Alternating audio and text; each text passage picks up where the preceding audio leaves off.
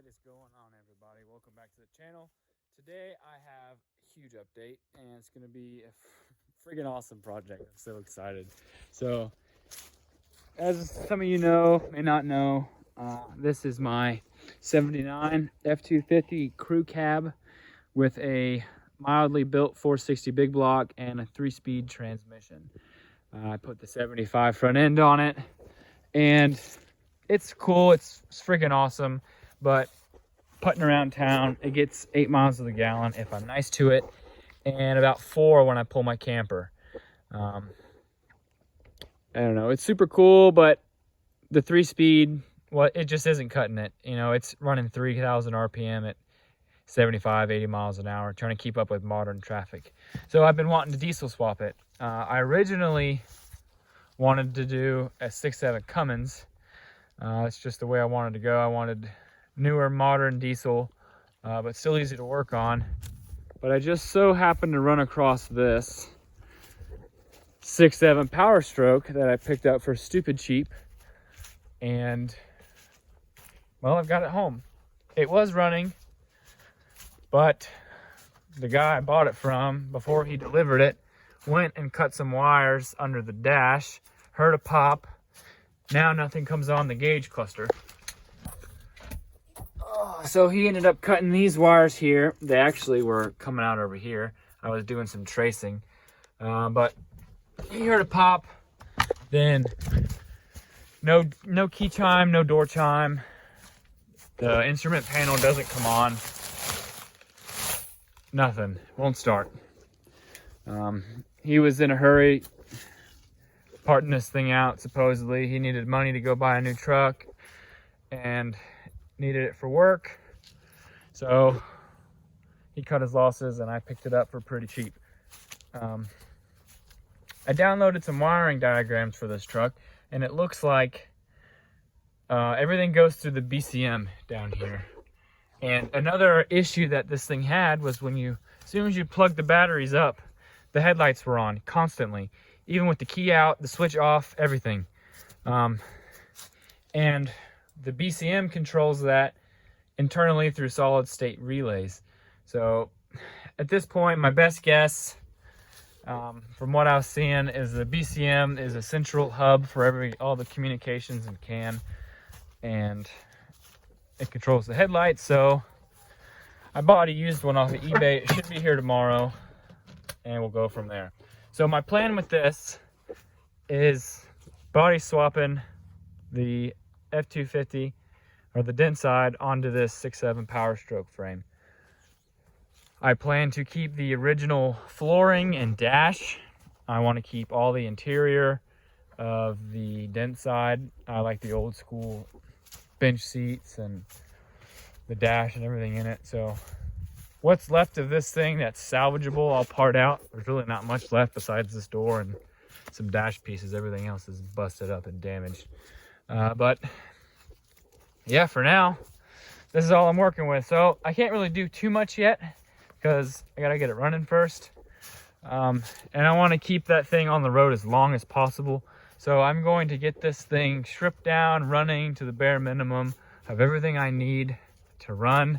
I'm going to try and figure out a way to get rid of all of these different modules in this truck. So it's got like a restraint module, an AC module, steering module, ignition module, a whole bunch of stuff that's in the truck that I don't need. So I'm going to talk with some people who are pretty good at that CAN and figure out if I can either duplicate a signal that it needs to think it's still online, or figure out something. If I end up can't and it's going to be too much work, I'll end up just selling the powertrain and this, go back to the auction, and pick up a total 6.7 like I originally wanted. But I have it in hand. I have everything I need. So I'm gonna try and make this work. If it's gonna be too much work, too difficult to make the electronics work, I may just scrap the motor and go back to Cummins how I wanted. But for now, this is what I'm working with. So since I'm using this chassis, I thought about using this tank, but this is only a 16-gallon fuel tank on these trucks, which is actually less than this.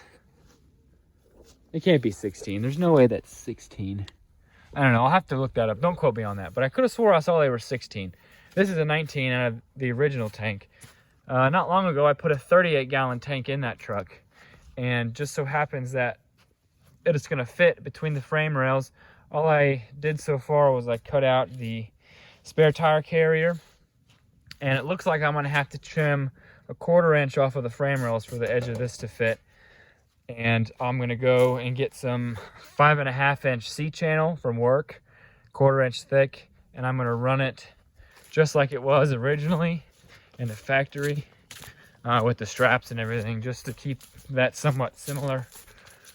So just to give you an idea, here's another one with a IRS swap I'm working on.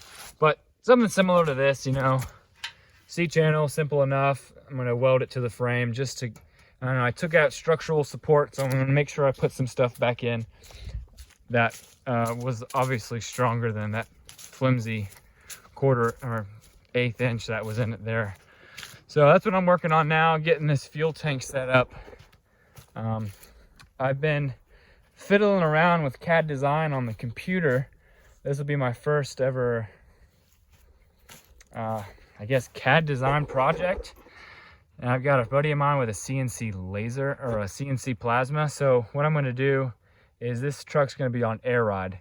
I plan to put 8-inch travel bags in it, and I plan to have it on 35s and air out, put the fenders like 1 inch above the tire, and then air up the full amount and have that my ride height or drive around, whatever. So I plan on doing a triangulated 4-link in the rear, so that way I don't have to run a panhard bar or a track bar, whatever you want to call it. So I gotta not running DEF. There's no emissions or anything like that in Florida, no inspection. So getting rid of that, especially being in an old truck like that, I'm not gonna have an issue. But that's going away. I'm getting rid of the stock fuel tank on this thing. I'm gonna have triangulated bars from the center of the axle coming here, and then the bottom of the axle obviously go straight up to the frame. So that way I don't want to run this small tank, and my filler neck on the truck is back here, and I don't want to move it to the front. The less body work I have to do, the better. That's kind of why I'm wanting to keep the original flooring and dash and everything, because you see there's a couple other people who've done it on YouTube, but what they're doing is they're cutting out the firewall and the floor, and then they're grafting the old body onto this. And that just seems like a whole lot of sheet metal work to me, a lot of seam sealer, body filler, and I don't do body work. I don't like welding bodies. I don't like welding thin metal. Not good at it. No place in it. And I can't afford to have someone else do it, so I'm doing it. So that's what I'm going to do so far. The quick measurements I've taken, I know I'm kind of all over the place. Sorry about that. I'm just trying to run through everything that I've been planning and thinking. So I took some quick measurements. The back of the firewall to the center line of the wheel is like 19.5, 20 inches on this truck. On the blue truck over there, it's 18.5 to about 19. So it's super close. A lot of people say this big motor won't fit in there, but I don't think they've actually taken the time to see if it will. That's kind of what everyone said about my 12-valve Cummins right there. Oh, that won't ever fit, and it fit perfectly like it was meant to be. I didn't cut the firewall at all. So that's the plan. If I gotta cut the firewall, so be it. But I'm only gonna cut around where the motor is, and that's 2 feet compared to like 20 feet worth of thin metal welding there. So I'm not too worried about that. And yeah, super stoked on this build. It's gonna be a huge project, but I'm super pumped on it. I can't wait to modernize this truck and make it something that'll last for a long time. I've got a kid coming probably 2 weeks from now. It'll be our 3rd kid. I'll have my first girl, so that's exciting, but that's gonna kind of put a halt on this project. So I'm kind of just knocking out some little stuff that I can do before she gets here and before my wife and kids get home from work. So I just got, I don't know, an hour or two every day, if that, to work on it. A couple times a week I'll be working on it, but you know, just little stuff here and there. Like I said, the BCM's coming tomorrow in the mail, so I'm gonna throw that in. Hopefully it just communicates and I don't have to resync VIN numbers or anything like that. If so, I'll have to wait another week or two before my Ford device comes in, so I can kind of talk with them. But yeah, I'm super excited about this. This is gonna be a fun build.